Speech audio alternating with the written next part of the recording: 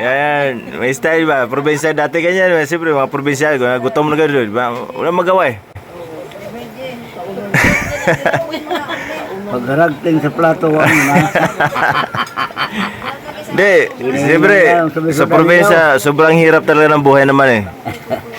Kung relate niyo yung mga buhay namin noon sa probinsya, kung naranasan niyo yung pagkain doon sa probinsya dati sa amin, napakahirap. Yung hilab na yung tiyan mo, na yung kapitbahay mo ay umuusok at nakita mo magandang ulam. Pasumangil ka lang niya. Mga pagka malapit ng kainan, punta ka doon sa bahay. Sabay-sabihin mo, pre, may asin ka ba dyan? Mga tanglad dyan, tanglad o kaya malunggay. Ayun.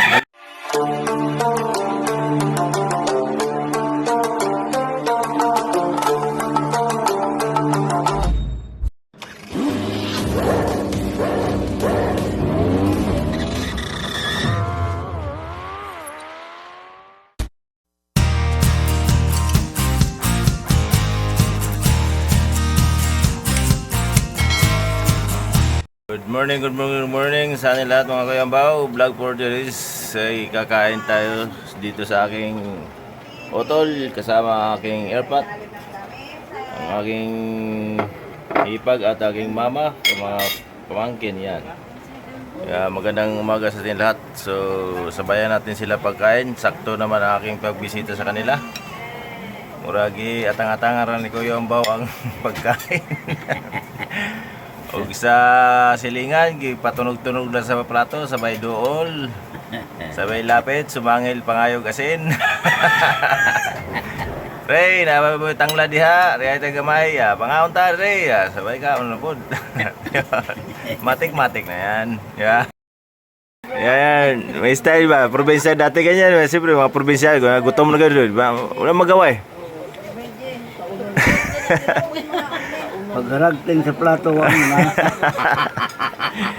Hindi, siyempre, sa probinsya, sobrang hirap talaga ng buhay naman eh. Kung relate niyo yung mga buhay namin noon sa probinsya, kung naranasan niyo yung pagkain doon sa probinsya dati sa amin, napakahirap. Yung hilab na yung tiyan mo, na yung kapitbahay mo ay umuusok at nakita mo magandang ulam. Pasumangil ka lang niya. Mga pagka malapit ng kainan, punta ka doon sa bahay. Sabay-sabihin mo, pre, may asin ka ba dyan? Mga tanglad dyan, tanglad o kaya malunggay. Ayun. Balik ka muna ka. Siyempre, pag inalok mo ng pagkain nyo, sabay kain na rin. Pre, gutom na yung ano eh. Yung tagbahay natin. Sawa ni Otol. So sakto yung punta namin dito, magja-jogging sana kami, kainan. Yan, parang si Kuya Ambaw lang. Kuya Ambaw lang, sumangil ba? Yan. So ayun, kain tayo. Yung ulam natin ay gata. Gata na tulingan, tambakol o ano yan, bahala na yan. Basta pinakamalaki sa tulingan. Tambakol o yellowpin, bahala na yan. So ayan, kain tayo kahit kunting kanin lang. Kaya magja-jogging si Kuya Ambaw, tsaka inom ng gamot.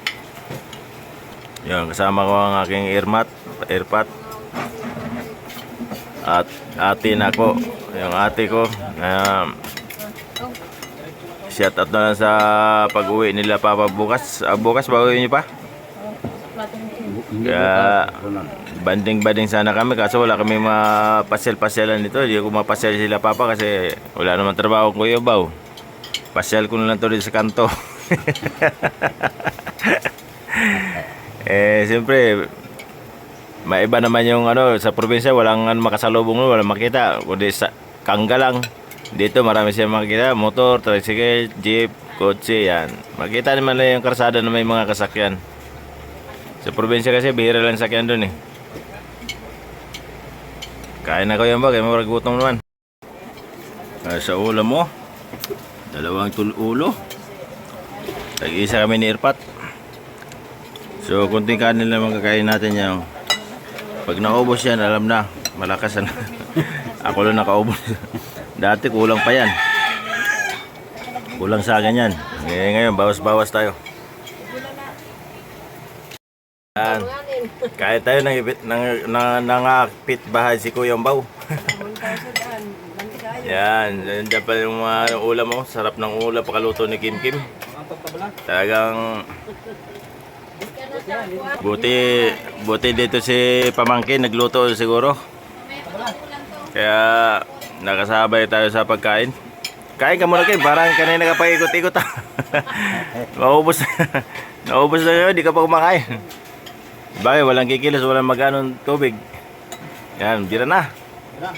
Birahe.